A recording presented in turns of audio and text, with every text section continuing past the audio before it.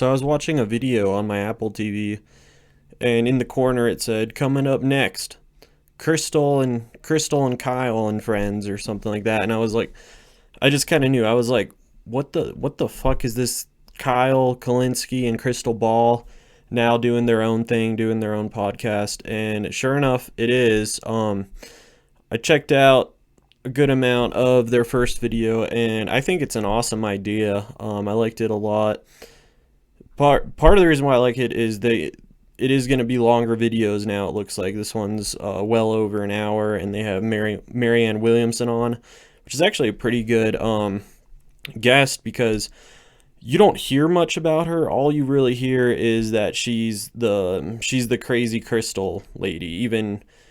Even people that like her, even her fans or voters, would call her Orb Lady. So kind of playing off of that, but for people who aren't really part of that vibe, they just think, yeah, these are the crazy people that like Marianne Williamson. So that was really cool to see. I think that part of the reason why this is good is because Krystal's doing her thing with Sagaar, and I'm sure that's still going to continue. But the problem with that is with Sagaar being a conservative, and he's actually, he's one of the cool ones, right? They don't really talk about the things that makes him uncool, right? They just show how he's able to meet Krystal halfway at points.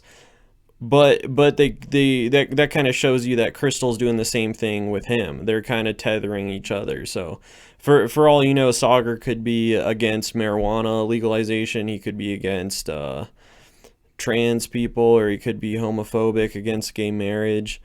We don't really know that. All we really know is that they're both anti-neoliberal, so they kind of are able to ironically, they're able to meet in the center by being anti-centrist in a way.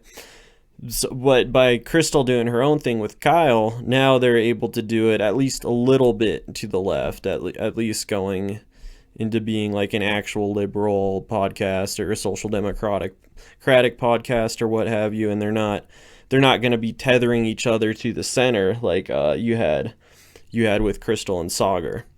And with Kyle, he and the reason why I thought this was good, and he kind of confirmed it, is because with him on his own channel, he doesn't do much interviews. He doesn't do much like political philosophy rants. He usually just reads the news, and he even said that in this video that all he does really is read the news, and then that's it. That's the clip of the day. That's also what Krystal does with the Hill, with Rising on the Hill, or whatever the hell fuck it is. So again, the two together and having these long videos where they bring on guests, then they can actually get into more stuff than just their traditional like political science stuff. That actually, in some way, it's great because it's deeper than like MSNBC gets, but it's not as deep as I would like to see. I would like them going a little bit deeper into ideas. So it's really cool to see this, and I know that there's a lot of people that don't like these two, or don't like one or not the other or whatever. Yeah, they're not Marxist Leninists, they're not anarchists, they're not whatever it might be that you are, but we don't necessarily need that right now. We need people to convert more people to the left, and you're going to do that with these social democrats, to the left of neoliberalism. That's how you're going to be able to convert more people. You start using tanky or even some anarchist talking points, it scares people away. And I know that people bring up how Krystal, she had money from like I don't even know what you'd call it, a super PAC or something like that, or a fundraiser where she ended up taking a lot of the funds. We'll have to confirm and see if that's actually real or not. And shit like that sucks, but I mean, you gotta see them for what they are. A lot of these people are going to end up having a house worth $1 million or a few $1 million, and but the question isn't, are they a millionaire? The question is, are they actually doing a good job at what we need them to do, which is bring people to the left? And I think that they actually are. Social Democrat isn't that far left, but it's harm reduction, and I think that that's a great thing. A lot of times Marxist Leninists will be so about how we need a revolution, using big government. We need to have a big government revolution that takes care of everyone, and there's also going to be a wall and guillotines. And that's actually pretty, like, that drives people away because they have no clue what the fuck you're talking about. So I think that with Kyle and Krystal, they're looking at things in a way that MSNBC and CNN won't. They're telling people things that those corporations won't. But they're also not going into full on, like, revisionist history or conspiracy theories. They're just kind of doing their own thing a little bit deeper. Jimmy Dore, also, a lot of people are giving him shit because his house is worth like 1.3 million or something like that.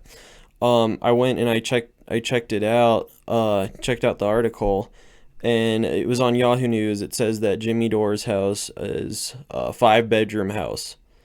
So, okay, you guys are attacking a guy who, oh, he's problematic. Okay, sure, but he's fighting for Medicare for all, and he actually really believes in it.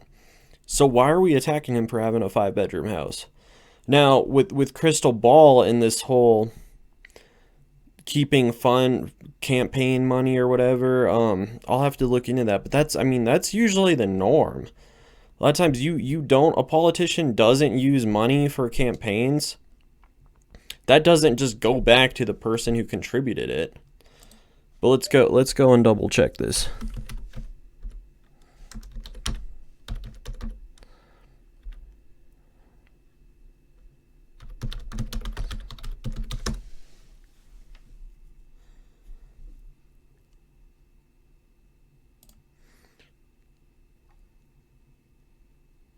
Is Krystal Ball's PAC a fresh approach or a get-rich scheme?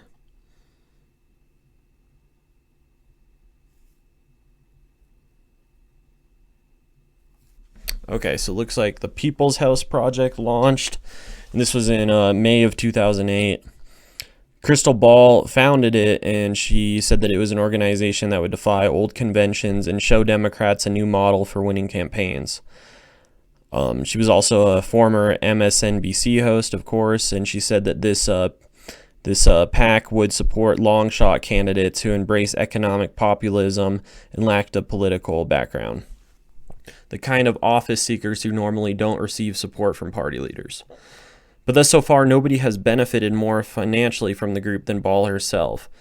Of the $445,000 Ball raised for the group, she paid herself more than a third of that, $174,000 in salary, according to documents filed with the Federal Election Commission. The majority of her salary, $104,000, came in the first 3 months of this year alone.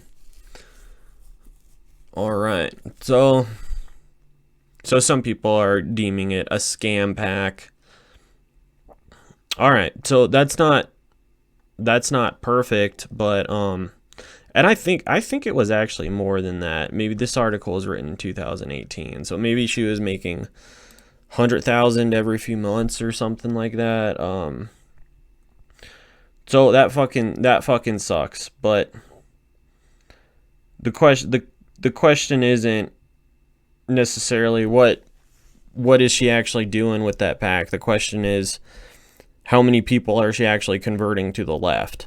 Because in some ways, like, it sucks that her money didn't go to funding Marianne Williamson or whatever the hell. But what is she using her platform for now? Is it talking to Ted Cruz or is it talking to Marianne Williamson? So I think that, yeah, that is kind of problematic that money didn't go exactly where it needs to go. But she also didn't just outright steal all of it.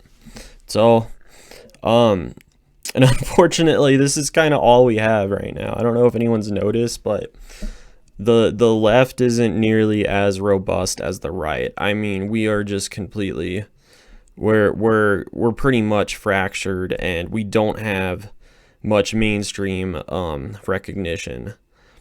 And that's why when people like Jimmy Dore attack AOC everyone loses their shit because they're kind of like, we don't have any mainstream recognition right now, so you can't do that. That's like all we fucking have is AOC, so you can't attack her. But we need to hold these politicians accountable, and in some ways we need to hold these fucking people accountable too. But am I going to sit here and pretend like Krystal Ball is the enemy, or that Jimmy Dore is the enemy because they make money doing what they do? No, I'm not, because at the end of the day, what we're trying to do is convince the voting populace to move left, and we're trying to pressure politicians.